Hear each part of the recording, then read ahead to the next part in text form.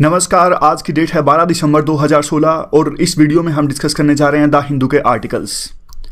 सबसे पहला जो हमारा आर्टिकल है वो डिमोनेटाइजेशन के इफेक्ट से रिलेटेड है। देखिए, आपको पता होगा 8 नवंबर 2016 को सरकार ने डिमोनेटाइजेशन कर दिया, यानी 500 और 1000 के नोटों पर बैन लगा दिया। सरकार ने इसके बदले में नए नोट जारी किए। इसका मकसद करप्शन को रोकना, ब्लैक मनी को रोकना, ड्रग ट्रैफिकिंग को रोकना, जो टेररिस्ट की फंडिंग है उसको रोकना था। काफ़ी तरह के इसके मकसद थे, लेकिन एक कस्टमर्स में और कंज्यूमर्स में एक तरह का क्रंच, जो कैश क्रंच है, उससे हमारी इकोनॉमी की जो ग्रोथ है वो थोड़ी बहुत रुकी है और अभी तक लोगों को कैश की प्रॉब्लम्स आ रही है। तो उसी से रिलेटेड यह है कि गवर्नमेंट कौन कौन से कदम अभी उठा रही है उस प्रॉब्लम को कम करने के लिए। अभी हाल ही में सरकार ने कई सारे स्टेप्स इसको लेकर उठाए। तो कुछ रियायतें दी अगर हम डिजिटली पेमेंट करते हैं या फिर डिजिटली ट्रांजैक्शन करते हैं। तो सबसे पहले हम नज़र डालते हैं किस तरह की सरकार ने रियायतें दी। ये देखिए कुछ कदम जो सरकार ने उठाए। हर एक 1 लाख गांव में जिनकी पॉपुलेशन यानी जनसंख्या 10,000 से कम है, उस हर एक गांव में 2 POS डिवाइस यानी पॉइंट ऑफ सेल डिवाइस, ये होते हैं पॉइंट ऑफ सेल डिवाइस। हमने तो इनसे पेमेंट की होगी, लेकिन गांव में इस तरह की चीज़ें कम पाई जाती है, इसलिए सरकार ने इस तरह की चीज़ों को गांव में बढ़ावा दिया है। ये देखिए, हम साइड में पेमेंट डालते हैं और पेमेंट हमारी हो जाती है। हम ATM पिन डालते हैं, आपने इससे पेमेंट करी ही होगी। उसके बाद में जो आता है, देखिए, regional rural bank and cooperation banks ये इशू करेंगे किसान कार्ड्स, रुपए किसान कार्ड्स। अब मैं आपको बताता हूँ। देखिए, किसान कार्ड्स जो हैं वो तो किसानों के पास हैं। 99 में ये किसान कार्ड्स की स्कीम आई थी, जिससे किसान किसी भी डिस्ट्रेस सिचुएशन या कभी भी उनको जरूरत पड़ती है तो लोन ले सकते हैं इस कार्ड्स का यूज करते हुए। अब रुपए किसान कार्ड से वो पेमेंट भी कर सकते हैं, यानी डिजिटली कुछ पे भी कर सकते हैं किसी भी दुकानदार को, या फिर कोई भी उन्हें अन्य वस्तु खरीदनी है तो वो किसान कार्ड का यूज करके वो कोई भी चीज खरीद भी सकते हैं। इसलिए अभी तक एक 29 करोड़ यानी जनधन अकाउंट से वो जोड़ चुके हैं और काफी मात्रा में ये डिस्ट्रीब्यूशन भी इनका हो चुका है। इसके अलावा जो सरकार ने किया है 0.7% का, अगर कोई भी डिजिटल पेमेंट्स होते हैं, जैसे सेंट्रल गवर्नमेंट और पेट्रोल पंप्स हैं, सरकार के पेट्रोल पंप्स, जैसे Hindustan oil, Hindustan petroleum, Indian oil, जो ये सरकार के पेट्रोल पंप्स हैं, रिलायंस की बात नहीं कर रहे हम, रिलायंस के पेट्रोल पंप है उनकी बात नहीं कर रहे, जो सरकार के पेट्रोल पंप्स हैं उन पे अगर हम अपने व्हीकल में तेल भरवाते हैं तो इस पर हमें छूट मिलेगी। 0.7% का हमें इस पर छूट मिलेगी। इसके अलावा और भी बहुत सारे स्टेप्स हैं। देखिए, जब हम IRCTC से रेल बुक करते हैं, टिकट बुक करते हैं IRCTC से, तो हमें उस पर 0.5% का ट्रांजैक्शन फी देनी पड़ेगी। देखिए, ये बहुत अच्छा स्टेप है। बताऊं कैसे। इससे पहले क्या होता था, एक you can say that even disincentive था ये। जब भी हम ऑनलाइन टिकट बुक करते थे बल्कि ज़्यादा पैसे लगते थे बजाय कि उसके जो वहाँ पे जाके फिजिकली टिकट लेता था। लेकिन अब ये 0.5% का जो कैश इंसेंटिव ये छूट दी है सरकार ने, इससे ज़्यादा से ज़्यादा लोग टिकट ऑनलाइन बुक करेंगे। जो टिकट खिड़की पर भीड़ है वो कम होगी और हमारे लिए एक बहुत बड़ा सहूलियत भरा कदम ये है। इसके अलावा सरकार ने क्या किया, 10 लाख तक का ऑनलाइन अगर हम टिकट बुक करते हैं ट्रेन की तो 10 लाख तक का इंश्योरेंस हमें इसमें फ्री मिलेगा। यह भी एक बहुत अच्छा कदम है। उसके अलावा देखिए, डिजिटल ट्रांजैक्शंस हैं, 2000 से नीचे जो डिजिटल ट्रांजैक्शंस है उस पर कोई भी सर्विस टैक्स नहीं लगेगा। ये बहुत अच्छा कदम है। और जो क्रेडिट है 10% इंश्योरेंस, ये तो हमने डिस्कस कर ही लिया। और देखिए, ये सारे कदम्स हैं, मतलब आप अपने आंसर में लिख सकते हो। डायरेक्ट क्वेश्चन भी आ सकता है। आजकल देखिए, आपने देखा होगा मेंस के एग्जाम में आपने एक बात नोटिस की होगी, जो मेंस के इसमें पैटर्न अभी ट्रेंड चेंज हुआ है वो हम हमारी डिस्कशन में इंप्लीमेंट करेंगे।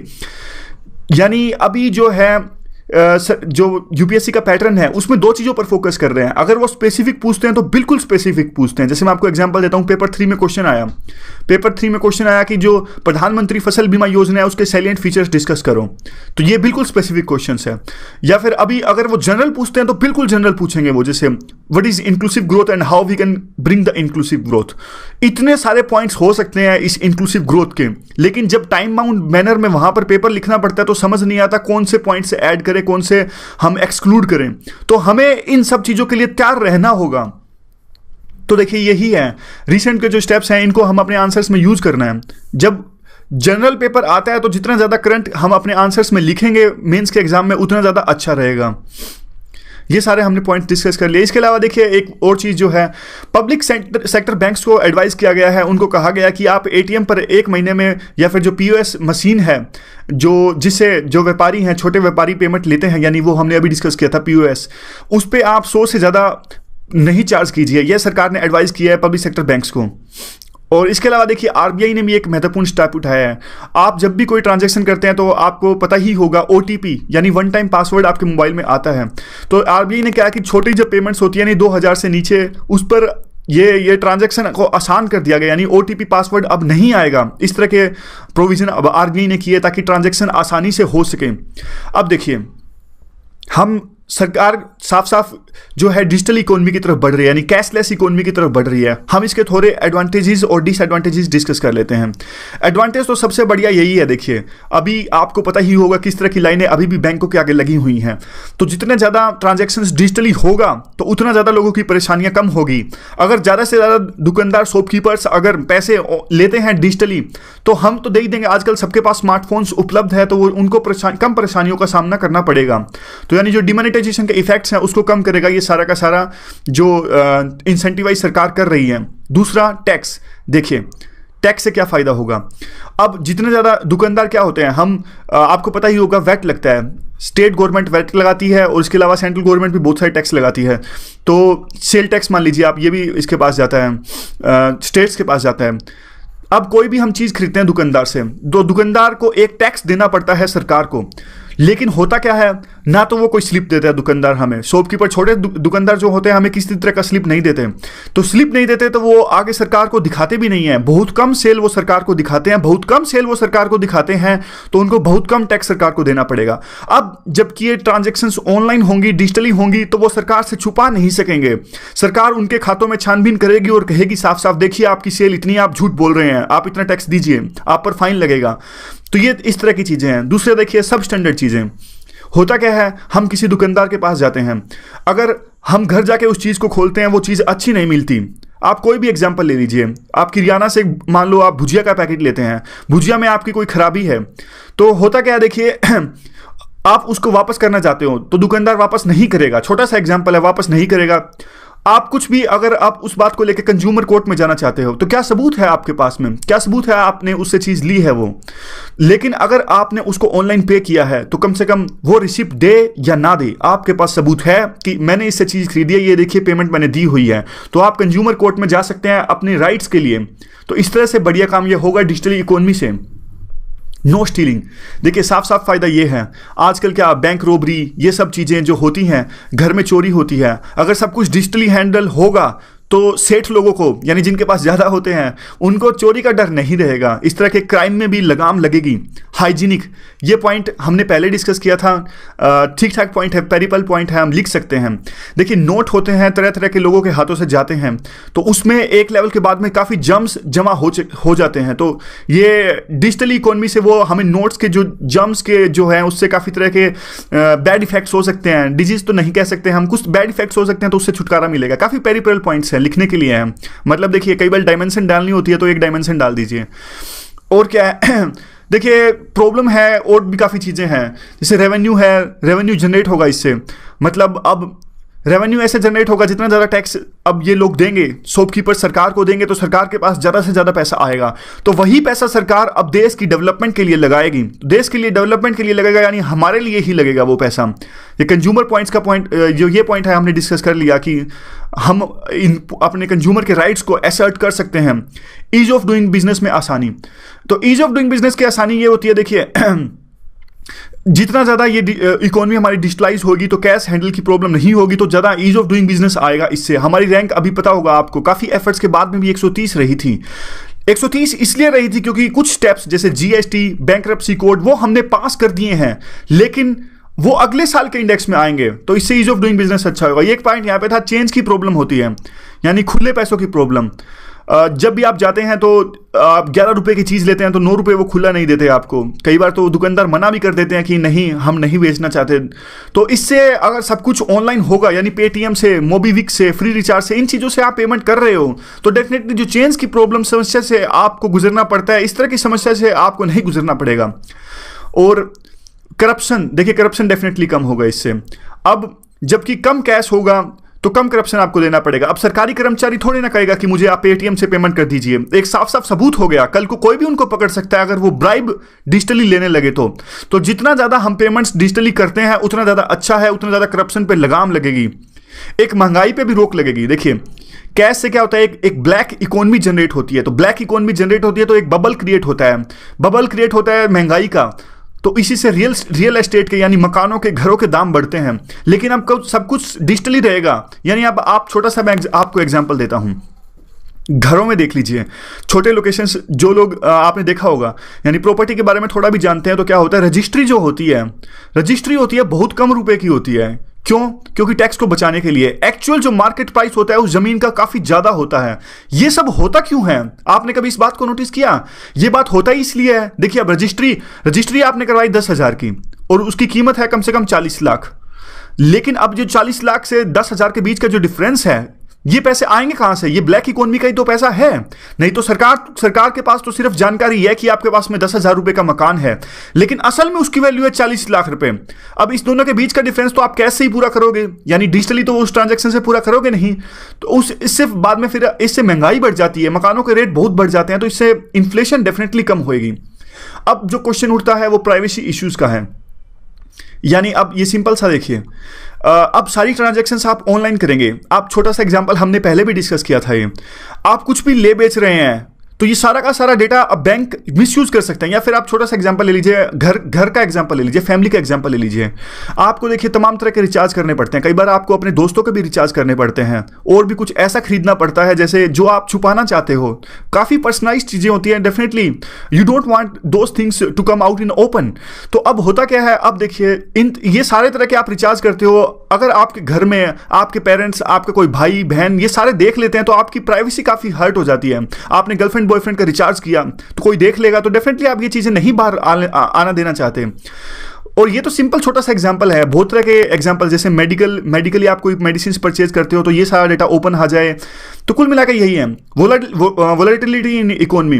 देखिए, यह कहा जाता है कि 2008 के रिसेशन से हम बचे क्योंकि हमारी इकोनॉमी बैंक से ना होकर कैश से बहुत ज्यादा प्रभावित थी उस टाइम पे। यानी हम कैश का ज्यादा यूज करते थे, इसीलिए हमारी इकोनॉमी बच पाई। अब ज्यादा से ज्यादा अगर हम डिजिटली ट्रांजैक्शंस का यूज करेंगे तो डेफिनेटली एक जो इनस्टेबिलिटी है हमारी इकोनॉमी वो भी बरकरार रहेगी। इसीलिए यूएस और यूके जो वेस्टर्न मार्केट्स हैं, इन पे 2008 के रिसेशन का ज्यादा असर हुआ था। इलिटरेसी, देखिए अभी भी हमारे समाज में, हमारे भारत में इतनी ज़्यादा इलिटरेसी है, लोग नहीं जानते डिजिटल ट्रांजैक्शंस का यूज करने। तो ये तो आप एक्सक्यूज़ नहीं दे सकते कि आप, अगर आपके पास पैसा नहीं है तो आप डिजिटली ट्रांजैक्शंस का यूज कीजिए। आप इंटरनेट पेनिट्रेशन को ही देख लीजिए। हम जानते हैं हमारे पास इंटरनेट है, हम देखिए शहरों में रहते हैं, बहुत सारे ऐसे गांव, उड़ीसा के गांव, झारखंड के गांव, छत्तीसगढ़ के गांव, असली जो इंडिया है आज भी गांव में बसता है। तो वहाँ इंटरनेट पेनिट्रेशन आज भी नहीं है, वहाँ ब्रॉडबैंड नहीं है। तो देखिए इसलिए पूर्णतः आप नहीं कर सकते, कैश की अभी भी जरूरत है। और इसके बाद जो सबसे बड़ा इशू तो सिक्योरिटी इशू है। आपको पता होगा 32 लाख डेबिट कार्ड्स का डेटा हाल ही में चोरी हुआ था।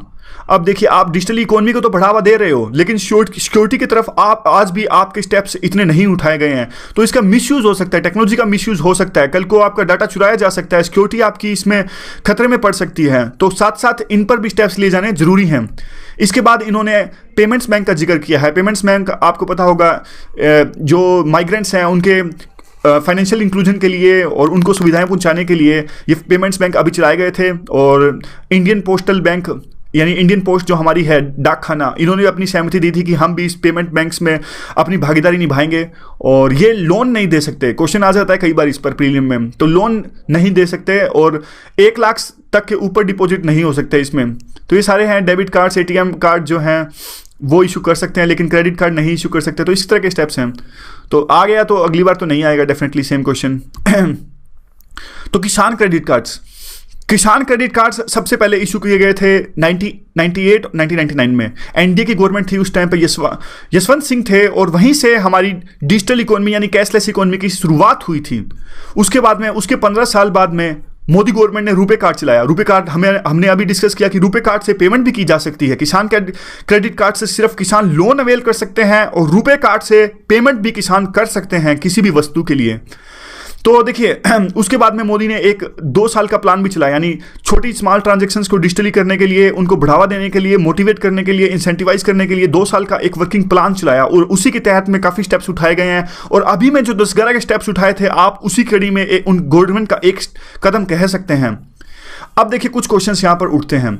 अगर सरकार इन स्टेप्स को डिमोनेटाइजेशन यानी 8 नवंबर से पहले उठाती तो तमाम तरह की दिक्कतें जो आज लोगों को हो रही है डेफिनेटली कुछ हद तक उनसे छुटकारा पाया जा सकता था। लेकिन देर आए दुरुस्त आए, इन जो ट्रांजैक्शंस है इनको इंसेंटिवाइज करने से अब क्या होगा, लोग एटीएम से पैसा नहीं निकलवाएंगे। देखिए जो बैंक्स हैं इनका 18,000 करोड़ तो एटीएम को जो लॉजिस्टिक है इनके खर्चे में ही हो जाता है। तो एटीएम से जितना कम खर्चा एटीएम पर होगा उतना ही पैसा जो ये बैंक्स हैं जो अभी लोग अनबैंक्ड हैं यानी अभी भी फाइनेंशियल इंक्लूजन के अंडर नहीं आते हैं, वो पैसा बैंक्स एटीएम के ट्रांजैक्शन से बचाया वो पैसा इन लोगों को जिनको आज भी फाइनेंशियल इंक्लूजन की जरूरत है इन लोगों को देने के लिए उठाएगी।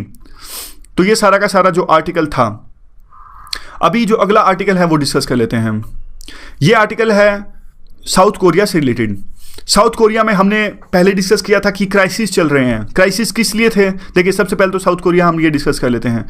साउथ कोरिया की लोकेशंस यहाँ पर है, ऊपर नॉर्थ कोरिया, नीचे साउथ कोरिया, ईस्ट एशिया आप इसे कह सकते हैं, ये जापान है और काफ़ी महत्वपूर्ण एरिया ये है। प्रीलिम के दृष्टिकोण से काफ़ी क्वेश्चंस यहाँ पे आते हैं और देख लीजिए बॉर्डर कैसे लगता है इनका यहाँ पर, और जापान के साथ में यहाँ पे है, यहाँ पे येलो सी भी है यहाँ पे। तो ये सारे आप देख लीजिएगा, लोकेशन से आप थोड़ा थोड़ा देखते रहेंगे तो अच्छा रहेगा ताकि बाद में आपको एकदम से रट्टा ना लगाना पड़े। तो यहाँ पे अभी साउथ कोरिया की प्रेसिडेंट, ये देखिए यहाँ पर साउथ कोरिया की प्रेसिडेंट है। ये साउथ कोरिया के बारे में थोड़ी सी इन्फॉर्मेशन है, WTO के मेंबर है, इस तरह की इन्फॉर्मेशन ज़्यादा इंपॉर्टेंट वैसे नहीं है। ये पाक ग्यून ही, ये अभी इनकी साउथ कोरिया की प्रेसिडेंट है और इनका इम्पीचमेंट किया गया है, करप्शन के चार्जेस इन पर लगे थे, तो इसी से रिलेटेड ये आर्टिकल है। तो देखिए उनकी अंदरूनी राजनीति का ये एक हिस्सा है, तो हमारे लिए इतना महत्वपूर्ण सर्टेनली नहीं है, लेकिन still some of the few things which are important we are going to discuss now. What are those things? देखिए किस लिए हुआ ये, जो इनकी प्रेसिडेंट की मैं आपको थोड़ा सा बताता हूँ। प्रेसिडेंट की एक दोस्त थी, दोस्त का नाम हमारे लिए महत्वपूर्ण नहीं है, उनकी एक फ्रेंड थी, उन्होंने इनका दोस्ती का फायदा उठाते हुए यानी प्रेसिडेंट के साथ दोस्ती का फायदा उठाते हुए कुछ कंपनी से पैसा एक्सटोर्ट किया। एक्सटोर्शन मनी आपको पता ही होगा, जो गैंगस्टर वगैरह मुंबई में अंडरवर्ल्ड के लोग एक्सटोर्शन मनी लेते हैं, यानी आप हमें पैसा दीजिए, साफ साफ धमकी होती है, नहीं तो हम कुछ ऐसे स्टेप्स उठाएंगे जिससे आपके इंटरेस्ट हर्ट होंगे। तो इस तरह से इन पर करप्शन के चार्जेस लगे कि इन्होंने अपनी दोस्त के थ्रू ऐसा करवाया और इसके बाद में इनका इम्पीचमेंट हुआ। ज़्यादा इंपॉर्टेंट आर्टिकल नहीं है, बस आपको इतना पता होना चाहिए कि इम्पीचमेंट इनका हो गया है। उसके बाद में अगले आर्टिकल हम डिस्कस कर लेते हैं। देखिए ये आर्टिकल मोदी पॉलिसी से रिलेटेड है, यहाँ पर ये आर्टिकल हम डिस्कस करने जा रहे हैं, मोदी की फॉरेन पॉलिसी से रिलेटेड है। काफ़ी इंटरेस्टिंग आर्टिकल ये है। सबसे पहले इसमें क्या है देखिए, यहाँ से देखते हैं। पिछले दिनों शुरू में ये अपने यूएस के साथ में जो अभी रिलेशनशिप अच्छी हो रही है उसके बारे में डिस्कस कर लेते हैं। हाई प्रोफाइल विजिट्स काफ़ी हुई हैं यूएस और इंडिया के बीच में। मोदी ने यूएस की पार्लियामेंट को एड्रेस किया वहाँ पे, तो उन्होंने कहा कि एक ज़रूरत है, मतलब उन्होंने सपोर्ट किया एक बेटर रिलेशनशिप यूएस के साथ में सपोर्ट किया और उन्होंने कहा कि we are committed to enhance the relationship with the US. उसके बाद में सुषमा स्वराज ने भी ऐसी ही स्टेटमेंट दी, उन्होंने कहा कि हमारी प्रायोरिटी है यूएस के साथ में रिश्ते सुधारना। देखिए इसकी शुरुआत हुई थी अटल बिहारी के टाइम में ही, 1998 से 2004 के बीच में जब अटल बिहारी वाजपेयी सत्ता में थे, तब से हमारे रिलेशनशिप यूएस के साथ में अच्छे होने शुरुआत हो गए हैं। अच्छे यानी उसकी शुरुआत तभी से हुई थी। नैम से लेके आज यानी नॉन अलाइन मूवमेंट, तब हम किसी भी पावर के साथ में नहीं थे, ना यूएसए के साथ में ना यूएसएसआर के साथ में। उसके बाद से आज तक हमने काफ़ी दूरी तय कर ली है, काफ़ी आगे तक हम आ गए हैं, यानी पुरानी जो हमारे बीच में मतभेद थे उसको भूल के हमने काफ़ी लंबा सफ़र उसके बाद में तय कर लिया है। काफ़ी मैरीटाइम एक्सरसाइजेज यानी हम साउथ चाइना सी में इंडिया, जापान, ऑस्ट्रेलिया, यूएस के साथ में मालाबार एक्सरसाइजेज भी जिसको कहते हैं, पहले जापान के साथ में स्टार्ट हुई थी, वो कर रहे हैं। लिमोआ हमने अभी यूएस के साथ में साइन किया है। प्रवासी भारतीय दिवस भी हम 2004 में वाजपेयी की गवर्नमेंट में ही स्टार्ट हुआ था। तो थोड़ा इसका बैकग्राउंड भी डिस्कस कर लेते हैं, क्या इसका बैकग्राउंड है। ये देखिए यूएस और इंडिया का थोड़ा सा बैकग्राउंड, ज़्यादा नहीं, ज़्यादा डिटेल में हम नहीं जाएंगे। देखिए हम शुरू में 1947 से हम यूएस के साथ में हमारे रिलेशनशिप कैसे थे, तब तो देखिए यूएस इतना ज़्यादा इंटरफेयर नहीं करता था।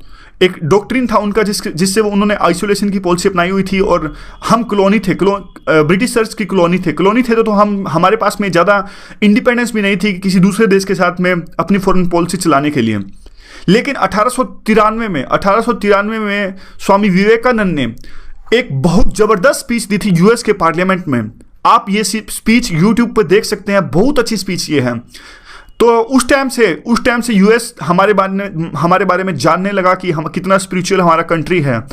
तो इस बारे में उसके बाद में देखिए हमारा देश आज़ाद हुआ 47 के बाद में। जब हमारा देश आज़ाद हुआ तो देखिए हमारे पास नई नई आज़ादी आई थी, तो हम चाहते थे कि हम जो कोल्ड वार चल रहा था उस टाइम पे यूएस के बीच में और यूएसएसआर के बीच में, हम नहीं चाहते थे कि हम किसी भी धड़े में जाएं, क्योंकि इससे हमारा नुकसान हो जाता है। तो हमने एक नॉन अलाइनमेंट की मूवमेंट, हमने पॉलिसी अपनाई कि हम किसी भी धड़े में नहीं जाएंगे, हम इंडिपेंडेंट हमारी पॉलिसी अपनाएंगे। तो यह बात यूएस को अच्छी नहीं लगी, उन्होंने कहा कि हम अपॉर्चुनिस्ट हैं। यह बात यूएसएसआर को भी अच्छी नहीं लगी थी। लेकिन देखिए असल में हमारी पॉलिसीज कुछ ना कुछ जो यूएसएसआर के पक्ष में वहां पर ज़्यादा थी और यूएस से हम डिसफेवर में थे। उसके काफ़ी सारे रीजन्स हैं। और देखिए हमारा जो उसके बाद में जब नॉन अलाइनमेंट मूवमेंट थी और हम यूएसएसआर का सपोर्ट कर रहे थे, देखिए ये वर्ल्ड हिस्ट्री में हम जाना नहीं चाहूँगा क्योंकि मैं कुछ भी फैक्ट आपको बता दूंगा आपको पता ही नहीं लगेगा। 1956 में एक यूएसएसआर ने हंगरी में अटैक किया था। तो उसके बाद से देखिए और भी बहुत सारी ऐसी चीज़ें हुई थी। जो भी कश्मीर से रिलेटेड यूएस कोई रेजोल्यूशन लाता पाकिस्तान के लिए तो यूएसएसआर उसको वीटो कर देता था। तो कहने के लिए हमारे पास वो एक नॉन अलाइनमेंट की पॉलिसी थी, लेकिन फिर भी हम यूएसएसआर के साथ में ज़्यादा थे। लेकिन आपको याद होगा 1971 में हमने एक ट्रीटी भी साइन कर ली थी, फ्रेंडशिप ट्रीटी यूएसएसआर के साथ में। और ये देखिए उसके बाद में क्या हुआ, 1962 में हालांकि चाइना के साथ में हमारा वार हुआ और उस टाइम पे दो चाइना थे। देखिए उस टाइम पे दो चाइना थे। एक चाइना जो असल चाइना KMT की गवर्नमेंट थी वो थी ताइवान में चली गई थी वो। तब तक यूएस था जो ताइवान की जो गवर्नमेंट थी उसी को असली चाइना मानता था। और जो माओ था वहाँ पे, माओ थे चाइना में, उसको यूएस यानी असली चाइना नहीं मानता था। और हमारा इसी चाइना के साथ में यानी माओ के चाइना के साथ में जो आज का चाइना है और जो ये KMT गवर्नमेंट थी जिसको यूएस पुराना चाइना मानता था, ये ताइवान है आज के टाइम का। यानी यूएस ने इनको अपना समर्थन नहीं प्रदान किया था, रिकॉग्नाइज नहीं किया था। माओ के चाइना को यूएस ने 1971 तक रिकॉग्नाइज नहीं किया था। उन्होंने कहा कि नहीं, हम नहीं मानते इसको अलग देश। KMT यानी जो ताइवान है वो असली चाइना है। तो हमारा 1962 में चाइना के साथ में लड़ाई हुई। तो ऐसा कहा जाता है कि हमने मदद की गुहार लगाई यूएस ने, और यूएस ने मदद प्रोवाइड करने का भरोसा दिया और यानी अपने जो एयरक्राफ्ट वगैरह हैं वो भेज भी दिए थे। इसी बीच यूनिलेटरल सीज फायर साइन किया चाइना ने। तो डेफिनेटली एक अच्छा स्टेप था यूएस के साथ में। लेकिन फिर भी हम उसके बाद में दो धड़ों में पाए गए। क्यों? क्योंकि देखिए पाकिस्तान के साथ जो यूएस के रिलेशंस थे वो काफ़ी अच्छे हो गए थे और हमारी पाकिस्तान के साथ रिलेशन कभी भी अच्छे नहीं हैं। इवन 1965 के वार में भी यूएस ने पाकिस्तान की फेवर की थी, इसीलिए इन्होंने अपनी एड प्रोवाइड की पाकिस्तान को, इसीलिए इनके रिलेशन पाकिस्तान के साथ ज़्यादा अच्छे। तो ये बैकग्राउंड है। तो कैसे हमारे लिए हमेशा से हमारे रिलेशंस इनके साथ में अच्छे नहीं रहे हैं। तो उसके बाद में देखिए क्या हुआ। उसके बाद में चलते चलते हम पहुंचे यूएसएसआर के साथ डिसइंटीग्रेशन हो गया 1991 में। यूएसएसआर का विघटन हो गया, 15 टुकड़ों में ये डिवाइड हो गया। तो अब देखिए, अब जो रसिया आया, रसिया के साथ में हमारे रिलेशंस उतने अच्छे नहीं रहे जितने यूएसएसआर के साथ में थे। इसी बीच में हमने न्यूक्लियर बम जो है वो टेस्ट किया 98 में। 1998 में हमने अपना परमाणु बम बनाया। तो यूएस ने हमारे ऊपर काफ़ी सैंक्शंस लगाए, लेकिन यूएस का यू टर्न आया चाइना के उभार को देखते हुए। देखिए चाइना उस टाइम पे बहुत उभर रहा था और यूएस से चाहता था कि चाइना को काउंटर करने के लिए, उसको बैलेंस करने के लिए इंडिया का साथ जरूरी है। इसलिए इवन न्यूक्लियर टेस्ट करने के बाद में भी उन्होंने इतने गंभीर सैंक्शंस हम पर नहीं लगाए। तो उसके बाद तो देखिए हमने पीछे मुड़कर नहीं देखा। हमारी 2005 में हमने सिविल न्यूक्लियर एग्रीमेंट यूएस के साथ में ये साइन किया और अभी देखिए बढ़ते बढ़ते हमारे रिलेशंस इतने ज़्यादा हो गए हैं। एशिया टू पिवट पॉलिसी में हमने यूएस का साथ देने का वादा किया और जो हमारी दूसरी पॉलिसीज हैं लिमोआ साइन किया और 100 बिलियन का हमारा अभी यूएस के साथ में ट्रेड है। तो ये सारे हमारे रिलेशंस बढ़ रहे हैं। देखिए उसके बाद में क्या है, उसके बाद में जो आर्टिकल लिखने वाले कहते हैं कि गुजराल डॉक्ट्राइन में, इवन गुजराल डॉक्ट्राइन में हमने यही बात की, यानी यूएस के साथ रिलेशन से हम आगे बढ़ गए हैं। गुजराल डॉक्ट्राइन में गुजराल ने कहा कि देखिए इस बात पर बल दिया गया कि हम हमारे नेबर्स को सिर्फ देने में विश्वास करेंगे, हम उनसे लेने में विश्वास नहीं करेंगे। देखिए बांग्लादेश, नेपाल, भूटान हमें क्या दे सकते हैं, तो हम कम से कम उनको देंगे तो हमारे साथ उनके रिलेशंस अच्छे रहेंगे। तो उन्होंने इस बात पर बल दिया कि हम इनको सिर्फ देने में विश्वास करेंगे और उनके साथ अच्छे संबंध में विश्वास करेंगे। कुछ ऐसा नहीं कि हम आपको इतना दे रहे हैं तो आप भी हमें दीजिए, इनके साथ हम ऐसी बात नहीं कंसीडर करेंगे। उसके बाद में देखिए मनमोहन सिंह ने भी 2001 में 5 पॉइंट जो पॉलिसी था उस पर फोकस किया। उन्होंने कहा कि हम डोमेस्टिक डेवलपमेंट पर ज़्यादा फोकस करेंगे और एक ऐसा ग्लोबल एनवायरनमेंट चाहेंगे जिससे हमारी डेवलपमेंट ज़्यादा अच्छी ढंग से हो। उसके बाद में देखिए मोदी की पॉलिसी कैसे डिफरेंट है। मोदी की पॉलिसी कैसे डिफरेंट है उस बात का अंदाज़ा इसी बात से लगाया जाता है कि पारेकर ने, यानी पहले तो देखिए हमने गुजराल डॉक्ट्राइन में यही कहा कि हम शांति चाहते हैं, मनमोहन सिंह ने भी यही कहा कि हम शांति चाहते हैं, लेकिन पारेकर जो हमारे डिफेंस मिनिस्टर है उनकी किस तरह की स्टेटमेंट्स निकल कर आ रही है। देखिए वो नो फर्स्ट यूज, यानी जो हमारा भी नो फर्स्ट यूज है न्यूक्लियर वेपन्स में, उसमें उन्होंने कहा कि हमें इसमें चेंज करना चाहिए और सर्जिकल स्ट्राइक्स भी हमने किए। यानी अभी हमारी जो पॉलिसी है काफ़ी एग्रेसिव पॉलिसी निकल कर आ रही है। यानी जो मोदी सरकार की पॉलिसी है हर एक मोड़ पर एक सरप्राइज का एलिमेंट दे रही है, हमें चौंका रही है। यानी सरकार अभी हर एक चीज ऐसे उठा रही है कि हम उसको एक्सपेक्टेड नहीं मानते। यानी हमारी फॉरेन पॉलिसी में वो चीजें पहले एक्सपेक्टेड नहीं थी। कुछ एग्जांपल्स इसका ले लेते हैं। देखिए मोदी चुने जाने के बाद चाइनीज प्रेसिडेंट हमारे गुजरात में आए और किस प्रकार उनका स्वागत किया गया। ये आपको याद होगा बापू के, वहाँ पे एक नदी के किनारे और बापू के आश्रम में वो कैसे मोदी और जी जिनपिंग बैठे थे। तो यह एक अच्छी शुरुआत थी, जैसे किस तरह से रिलेशनशिप अच्छे बढ़ाए जा सकते हैं। इवन बराक ओबामा हमारे रिपब्लिकन डे में चीफ गेस्ट बने और मोदी उसके बाद में एक लाहौर में, पाकिस्तान में लाहौर की विजिट पर गए। यह भी काफ़ी सरप्राइजिंग था। उसके बाद में हमारा रिलेशनशिप यूएस के साथ में काफ़ी प्रगाढ़ हो गए हैं। नैम से हम दूर जा रहे हैं। मोदी ने नैम का समिट भी अटेंड नहीं किया था। बांग्लादेश के केस में हमें बहुत ज़बरदस्त सक्सेस मिली।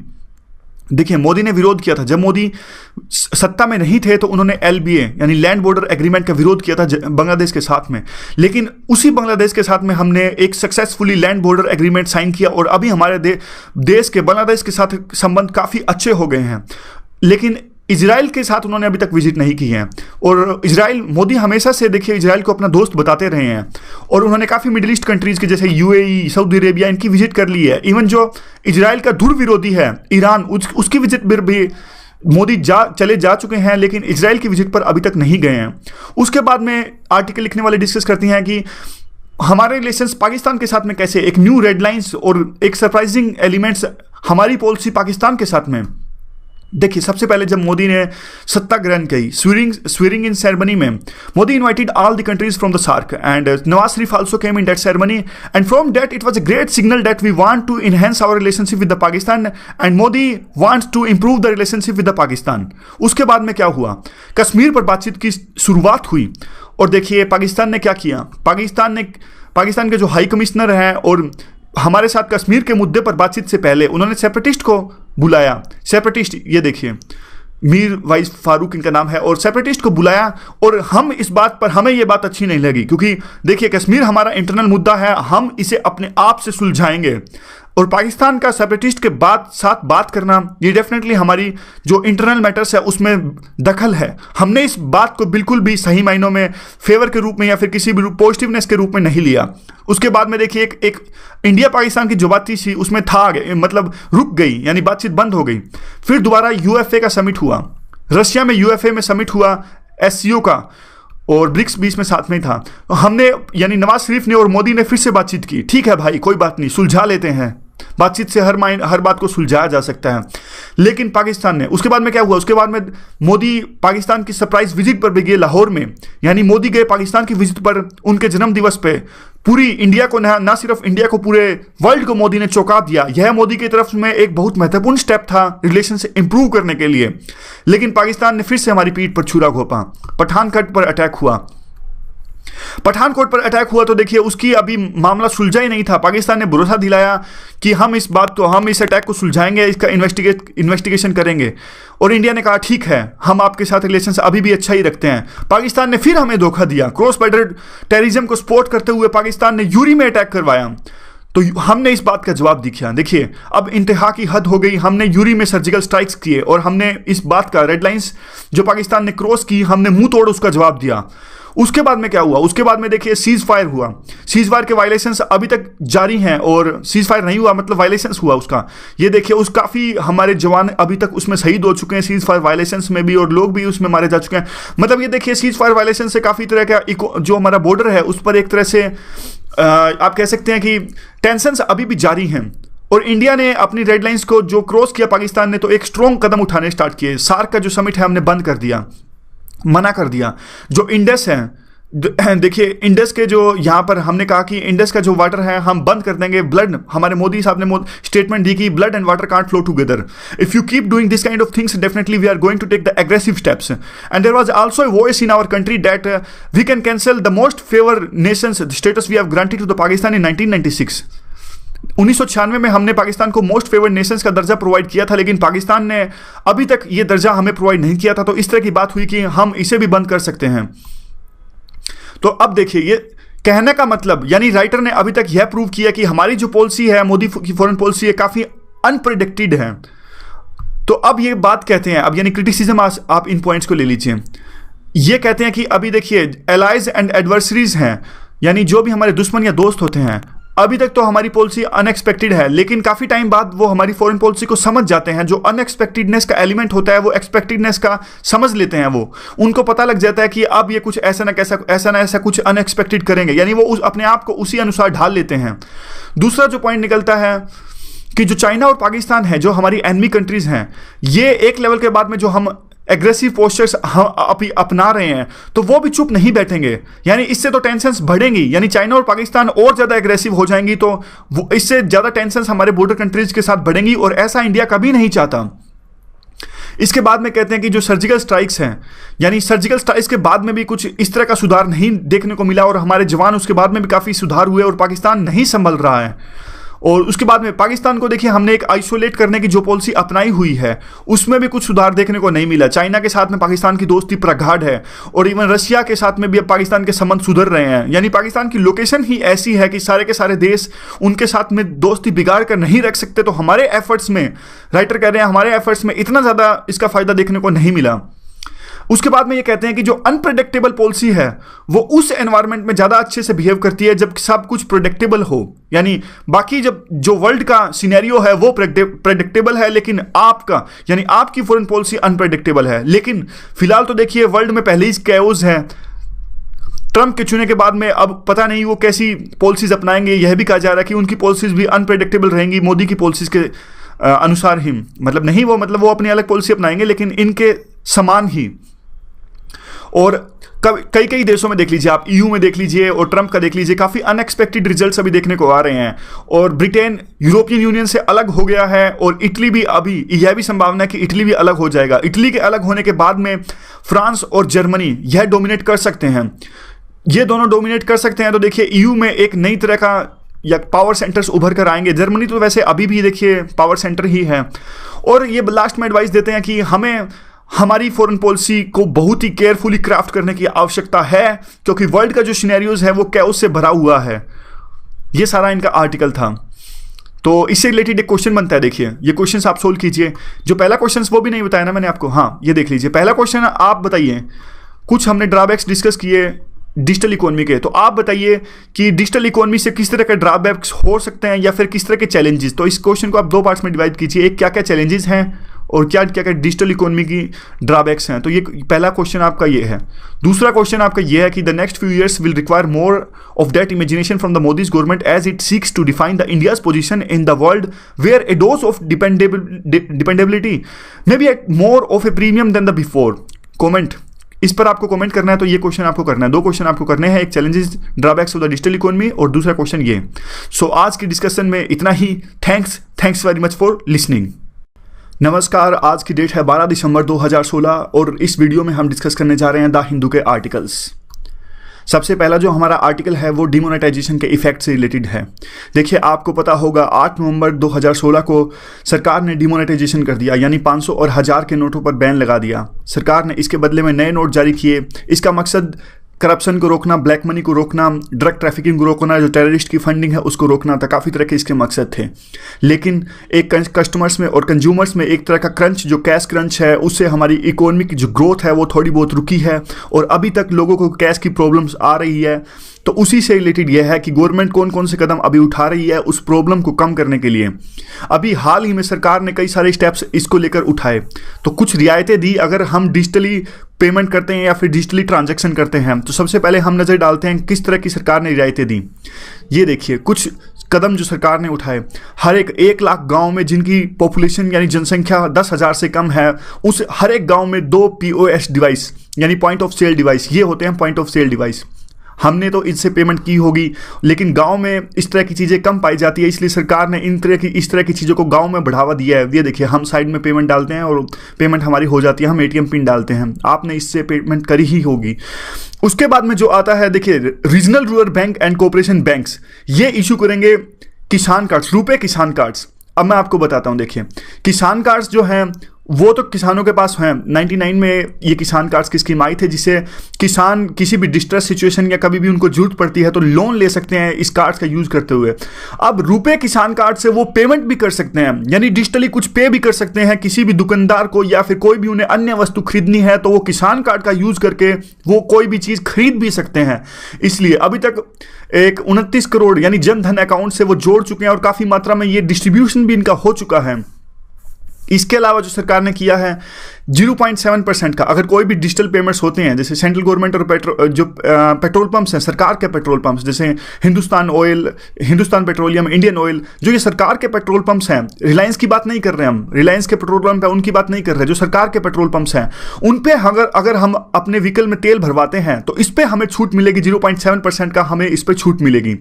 इसके अलावा और भी बहुत सारे स्टेप्स हैं।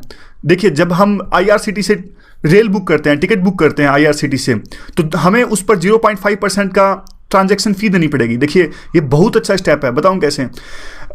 इससे पहले क्या होता था, एक you can say that even disincentive था ये, जब भी हम ऑनलाइन टिकट बुक करते थे बल्कि ज़्यादा पैसे लगते थे बजाय कि उसके जो वहाँ पे जाके फिजिकली टिकट लेता था। लेकिन अब ये 0.5% का जो कैश इंसेंटिव ये छूट दी है सरकार ने, इससे ज़्यादा से ज़्यादा लोग टिकट ऑनलाइन बुक करेंगे, जो टिकट खिड़की पर भीड़ है वो कम होगी और हमारे लिए एक बहुत बड़ा सहूलियत भरा कदम ये है। इसके अलावा सरकार ने क्या किया, 10 लाख तक का ऑनलाइन अगर हम टिकट बुक करते हैं ट्रेन की तो 10 लाख तक का इंश्योरेंस हमें इसमें फ्री मिलेगा। यह भी एक बहुत अच्छा कदम है। उसके अलावा देखिए, डिजिटल ट्रांजैक्शंस हैं, 2000 से नीचे जो डिजिटल ट्रांजैक्शंस है उस पर कोई भी सर्विस टैक्स नहीं लगेगा, ये बहुत अच्छा कदम है। और जो क्रेडिट है 10% इंश्योरेंस, ये तो हमने डिस्कस कर ही लिया। और देखिए, ये सारे कदम्स हैं, मतलब आप अपने आंसर में लिख सकते हो, डायरेक्ट क्वेश्चन भी आ सकता है। आजकल देखिए, आपने देखा होगा मेंस के एग्जाम में, आपने एक बात नोटिस की होगी, जो मेंस के इसमें पैटर्न अभी ट्रेंड चेंज हुआ है वो हम हमारी डिस्कशन में इंप्लीमेंट करेंगे। यानी अभी जो है जो यूपीएससी का पैटर्न है उसमें 2 चीज़ों पर फोकस कर रहे हैं। अगर वो स्पेसिफिक पूछते हैं तो बिल्कुल स्पेसिफिक पूछते हैं। जैसे मैं आपको एग्जांपल देता हूं, पेपर 3 में क्वेश्चन आया कि जो प्रधानमंत्री फसल बीमा योजना है उसके सैलिएंट फीचर्स डिस्कस करो, तो ये बिल्कुल स्पेसिफिक क्वेश्चन है। या फिर अभी अगर वो जनरल पूछते हैं तो बिल्कुल जनरल पूछेंगे वो, जैसे what is inclusive growth and how we can bring the inclusive growth. इतने सारे पॉइंट्स हो सकते हैं इस इंक्लूसिव ग्रोथ के, लेकिन जब टाइम बाउंड वो कोई स्लिप देता है दुकानदार, हमें शॉपकीपर, छोटे दुकानदार जो होते हैं, हमें किसी तरह का स्लिप नहीं देते, तो स्लिप नहीं देते तो वो आगे सरकार को दिखाते भी नहीं है। बहुत कम सेल वो सरकार को दिखाते हैं, तो उनको बहुत कम टैक्स सरकार को देना पड़ेगा। अब जबकि ये ट्रांजैक्शंस ऑनलाइन होंगी, डिजिटली होंगी, तो वो सरकार से छुपा नहीं सकेंगे। सरकार उनके खातों में छानबीन करेगी और कहेगी साफ साफ, देखिए आपकी सेल इतनी, आप झूठ बोल रहे हैं, आप इतना टैक्स दीजिए, आप पर फाइन लगेगा। तो ये इस तरह की चीजें हैं। दूसरे देखिए, सब स्टैंडर्ड चीजें। होता क्या है, हम किसी दुकानदार के पास जाते हैं, अगर हम घर जाके उस चीज़ को खोलते हैं, वो चीज़ अच्छी नहीं मिलती। आप कोई भी एग्जांपल ले लीजिए, आप किराना से मान लो आप भुजिया का पैकेट लेते हैं, भुजिया में आपकी कोई खराबी है, तो होता क्या है, देखिए आप उसको वापस करना चाहते हो तो दुकानदार वापस नहीं करेगा। छोटा सा एग्जांपल है, वापस नहीं करेगा। आप कुछ भी, अगर आप उस बात को लेकर कंज्यूमर कोर्ट में जाना चाहते हो तो क्या सबूत है आपके पास में, क्या सबूत है आपने उससे चीज ली है वो। लेकिन अगर आपने उसको ऑनलाइन पे किया है तो कम से कम वो रिसिप्ट दे या ना दे, आपके पास सबूत है कि मैंने इससे चीज खरीदी है, ये देखिए पेमेंट मैंने दी हुई है, तो आप कंज्यूमर कोर्ट में जा सकते हैं अपने राइट्स के लिए। तो इस तरह से बढ़िया काम ये होगा डिजिटल इकोनॉमी से। नो स्टीलिंग, देखिए साफ साफ फायदा ये है, आजकल क्या बैंक रोबरी, ये सब चीजें जो होती हैं, घर में चोरी होती है, अगर सब कुछ डिजिटली हैंडल होगा तो सेठ लोगों को, यानी जिनके पास ज़्यादा होते हैं, उनको चोरी का डर नहीं रहेगा। इस तरह के क्राइम में भी लगाम लगेगी। हाइजीनिक, ये पॉइंट हमने पहले डिस्कस किया था, ठीक ठाक पॉइंट है, पेरिपल पॉइंट है, हम लिख सकते हैं।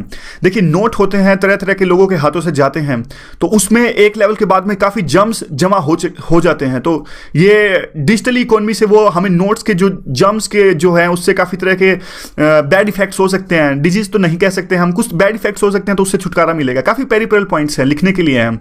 मतलब देखिए कई बार डायमेंशन डालनी होती है तो एक डायमेंशन डाल दीजिए। और क्या है देखिए प्रॉब्लम है, और भी काफ़ी चीज़ें हैं, जैसे रेवेन्यू है, रेवेन्यू जनरेट होगा इससे, मतलब अब रेवेन्यू ऐसे जनरेट होगा, जितना ज़्यादा टैक्स मैनर में वहाँ पर पेपर लिखना पड़ता है तो समझ नहीं आता कौन से पॉइंट से ऐड करें, कौन से हम एक्सक्लूड करें, तो हमें इन सब चीज़ों के लिए तैयार रहना होगा। तो देखिए यही है रिसेंट के जो स्टेप्स हैं, इनको हम अपने आंसर्स में यूज़ करना है।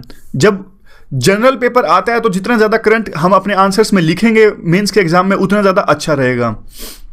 ये सारे हमने पॉइंट डिस्कस कर लिए। इसके अलावा देखिए एक और चीज़ जो है, पब्लिक सेक्टर बैंक्स को एडवाइस किया गया है, उनको कहा गया कि आप एटीएम पर 1 महीने में, या फिर जो पीओएस मशीन है जिससे जो व्यापारी हैं, छोटे व्यापारी पेमेंट लेते हैं, यानी वो हमने अभी डिस्कस किया था पीओएस, उस पर आप 100 से ज़्यादा नहीं चार्ज कीजिए। यह सरकार ने एडवाइस किया है पब्लिक सेक्टर बैंक्स को। और इसके अलावा देखिए आरबीआई ने भी एक महत्वपूर्ण स्टेप उठाया है। आप जब भी कोई ट्रांजैक्शन करते हैं तो आपको पता ही होगा ओटीपी यानी वन टाइम पासवर्ड आपके मोबाइल में आता है। तो आरबीआई ने क्या कि छोटी जब पेमेंट्स होती है यानी 2000 से नीचे, उस पर ये ट्रांजैक्शन को आसान कर दिया गया, यानी ओटीपी पासवर्ड अब नहीं आएगा। इस तरह के प्रोविजन अब आरबीआई ने किए ताकि ट्रांजैक्शन आसानी से हो सके। अब देखिए हम सरकार साफ साफ जो है डिजिटल इकोनॉमी की तरफ बढ़ रही है, यानी कैशलेस इकोनॉमी की तरफ बढ़ रही है। हम इसके थोड़े एडवांटेजेस और डिसएडवांटेजेस डिस्कस कर लेते हैं। एडवांटेज तो सबसे बढ़िया यही है, देखिए अभी आपको पता ही होगा किस तरह की लाइनें अभी भी बैंकों के आगे लगी हुई हैं। तो जितने ज़्यादा ट्रांजैक्शंस डिजिटली होगा तो उतना ज़्यादा लोगों की परेशानियां कम होगी। अगर ज़्यादा से ज़्यादा दुकानदार शॉपकीपर्स अगर पैसे लेते हैं डिजिटली, तो हम तो दे ही देंगे, आजकल सबके पास स्मार्टफोन्स उपलब्ध है, तो वो उनको कम परेशानियों का सामना करना पड़ेगा। तो यानी जो डिमोनेटाइजेशन के इफेक्ट्स हैं उसको कम करेगा ये सारा का सारा जो इंसेंटिवाइज सरकार कर रही है। दूसरा टैक्स, देखिए टैक्स से क्या फायदा होगा। अब जितने ज़्यादा दुकानदार क्या होते हैं, हम आपको पता ही होगा वैट लगता है, स्टेट गवर्नमेंट वैट लगाती है और इसके अलावा सेंट्रल गवर्नमेंट भी बहुत सारे टैक्स लगाती है। तो सेल टैक्स मान लीजिए आप, ये भी इसके पास जाता है, स्टेट्स के पास जाता है। अब कोई भी हम चीज़ खरीदते हैं दुकानदार से, तो दुकानदार को एक टैक्स देना पड़ता है सरकार को। लेकिन होता क्या है ना, तो अब ये लोग देंगे, शॉपकीपर सरकार को देंगे तो सरकार के पास ज़्यादा से ज़्यादा पैसा आएगा। तो वही पैसा सरकार अब देश की डेवलपमेंट के लिए लगाएगी, देश के लिए डेवलपमेंट के लिए लगेगा, यानी हमारे लिए ही लगेगा वो पैसा। ये कंज्यूमर पॉइंट्स का पॉइंट, जो ये पॉइंट है हमने डिस्कस कर लिया कि हम अपने कंज्यूमर के राइट्स को असर्ट कर सकते हैं। ईज ऑफ डूइंग बिजनेस में आसानी, तो ईज ऑफ डूइंग बिजनेस की आसानी ये होती है, देखिए जितना ज़्यादा ये इकोनॉमी हमारी डिजिटलाइज होगी तो कैश हैंडल की प्रॉब्लम नहीं होगी, तो ज़्यादा ईज ऑफ डूइंग बिजनेस आएगा। इससे हमारी रैंक अभी पता होगा आपको, काफ़ी एफर्ट्स के बाद में भी 130 रही थी। 130 इसलिए रही थी क्योंकि कुछ स्टेप्स जैसे जीएसटी, बैंक्रप्सी कोड वो हमने पास कर दिए हैं, लेकिन वो अगले साल के इंडेक्स में आएंगे, तो इससे ईज ऑफ डूइंग बिजनेस अच्छा होगा। ये एक पॉइंट यहाँ पे था, चेंज की प्रॉब्लम होती है, यानी खुले पैसों की प्रॉब्लम। जब भी आप जाते हैं तो आप 11 रुपए की चीज़ लेते हैं तो 9 रुपए वो खुला नहीं देते आपको। कई बार तो दुकानदार मना भी कर देते हैं कि नहीं, हम नहीं बेचना चाहते। तो इससे अगर सब कुछ ऑनलाइन होगा, यानी पेटीएम से, मोबीविक से, फ्री रिचार्ज से, इन चीज़ों से आप पेमेंट कर रहे हो, तो डेफिनेटली जो चेंज की प्रॉब्लम समस्या से आपको गुजरना पड़ता है, इस तरह की समस्या से आपको नहीं गुजरना पड़ेगा। और करप्शन, देखिए करप्शन डेफिनेटली कम होगा इससे। अब जबकि कम कैश होगा तो कम करप्शन आपको देना पड़ेगा। अब सरकारी कर्मचारी थोड़ी ना कहेगा कि मुझे आप पेटीएम से पेमेंट कर दीजिए, एक साफ साफ सबूत हो गया, कल को कोई भी उनको पकड़ सकता है अगर वो ब्राइब डिजिटली लेने लगे तो जितना ज़्यादा हम पेमेंट्स डिजिटली करते हैं उतना ज़्यादा अच्छा है, उतना ज़्यादा करप्शन पे लगाम लगेगी, एक महंगाई पे भी रोक लगेगी। देखिए कैश से क्या होता है, एक ब्लैक इकोनॉमी जनरेट होती है, तो ब्लैक इकोनॉमी जनरेट होती है तो एक बबल क्रिएट होता है, बबल क्रिएट होता है महंगाई का, तो इसी से रियल एस्टेट के यानी मकानों के, घरों के दाम बढ़ते हैं। लेकिन अब सब कुछ डिजिटली रहेगा, यानी अब आप छोटा सा मैं आपको एग्जांपल देता हूं, घरों में देख लीजिए, छोटे लोकेशंस जो लोग आपने देखा होगा, यानी प्रॉपर्टी के बारे में थोड़ा भी जानते हैं, तो क्या होता है, रजिस्ट्री जो होती है बहुत कम रुपए की होती है। क्यों? क्योंकि टैक्स को बचाने के लिए। एक्चुअल जो मार्केट प्राइस होता है उस जमीन का काफी ज्यादा होता है। ये सब होता क्यों है?